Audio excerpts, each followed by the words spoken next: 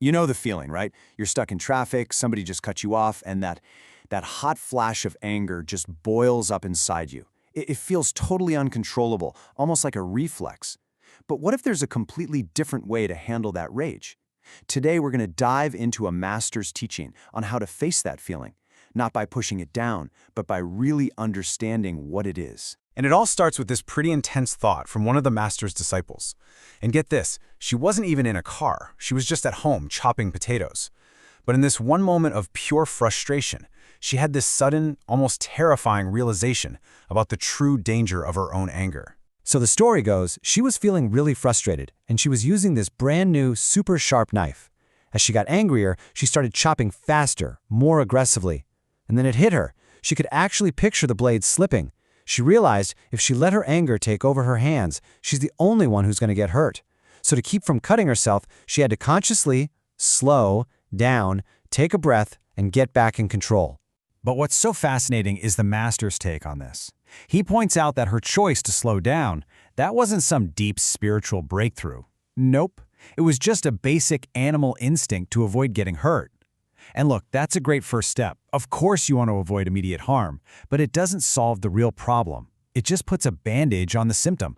That little story from the kitchen is such a powerful metaphor because things scale up dramatically when we swap that knife for a 2-ton steel machine.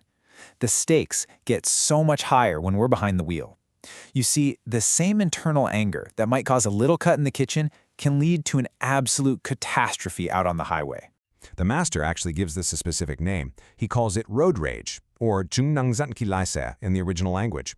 And he's very specific. He says it's not just being annoyed with traffic. It's a general state of anger that you start projecting onto everybody you see on your drive. And if you think this is just some rare thing, think again. The source material claims that a staggering 20%, that's 1 out of every 5 drivers, experiences this intense level of rage. It's like this silent epidemic happening in the car right next to you, and maybe, just maybe, sometimes inside your own. To show just how serious the consequences can be, the master tells this absolutely shocking story about a young man who ended up on an operating table. In one moment of uncontrolled rage at home, his wife stabbed him. One single act that changed his entire life, forever. It's such a brutal example of his main point. When anger is left unchecked, it is a destructive force with devastating, permanent consequences. And then that same disciple, the one with the knife, she confesses her own terrifying story. Another driver made a gesture at her, and she reacted. She gave one right back. And that tiny act of anger blew up into a scary 20-minute car chase. It ended with the other guy getting out of his car at a red light, trying to smash her window in. The master's response just cuts right through it all. Isn't that just asking for trouble? Okay, so if the problem is this bad, what do? I mean, we've all heard the typical advice from self-help books, right? But the master argues that when you're in the heat of the moment on a packed highway, that advice just doesn't work. You know the classic technique, focus on gratitude, think about the kindness of other people? But the master's response to that is just brutally pragmatic. He says, nonsense! On the road, these people are strangers. You don't know them. You can't just tap into some shared kindness that doesn't exist. His point is, in the anonymous chaos of traffic, that method is totally useless. And this leads us to the absolute core of his teaching. See, there are 2 fundamentally different reasons we might stop ourselves from blowing up, and it is so important to understand the difference between them if you really want to fix the problem for good. So on one side, you have self-preservation. Think of this as just dealing with the branches. It's the disciple being afraid she'll cut her hand. It's totally reactive, it's driven by fear, and it only addresses the symptom. But on the other side is enlightenment. This is about pulling out the entire root of the problem. It's not about being afraid of what might happen, it's about deeply understanding that the anger itself is the poison. That's the real goal. It's proactive. So how do we actually get to that root? Well, the master gives us a really practical technique, and he frames our anger with this incredible metaphor. He says to imagine your anger is a snake that lives inside you, and it wants nothing more than to strike and poison you from the inside out. The method has 3 stages. First, you have to recognize the snake the second it shows up, that first hot surge of rage. Second, you have to understand its real goal. It wants you to self-destruct. And the final, most important step is to confront it head-on with a very specific conversation in your own mind. See, this isn't about ignoring the feeling or pushing it down. It's about turning to face it, treating it like it's a separate thing inside of you and literally starting a dialogue with it. The master suggests you ask it a couple of direct questions.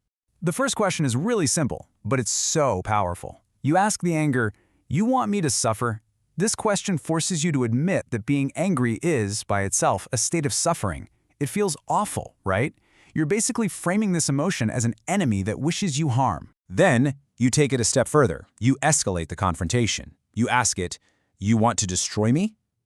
Now you're acknowledging its ultimate goal.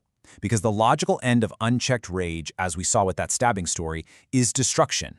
Destruction of your peace, your relationships, your health, maybe even your life. And after you've asked those questions, after you've exposed the snake for what it really is, you make a declaration. You take back control. You say to it with total conviction, "I will not let you." That is the moment you reclaim your power. And doing this leads to the biggest realization of all. The entire time, the problem was never the person who cut you off. It was never the slow driver in the fast lane. The battle was never out there on the road. As the Master says so perfectly in his own words, it is your own affliction that is harming you. It has nothing to do with other people. The poison and the cure are both inside you. So why does this matter so much?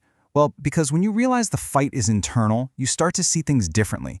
You have no idea what that other driver is going through. Maybe they're panicked, rushing to the hospital. But more importantly, you realize your anger doesn't hurt them one bit. It only poisons you.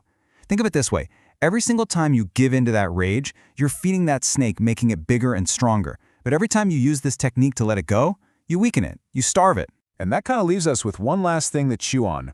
Road rage is just one version of this inner snake. It shows up at work. It shows up in our relationships. It shows up when we're all alone just chopping potatoes. So the real question to walk away with is this. What snakes are you feeding in your life? And are you ready to finally tell them, "I will not let you"?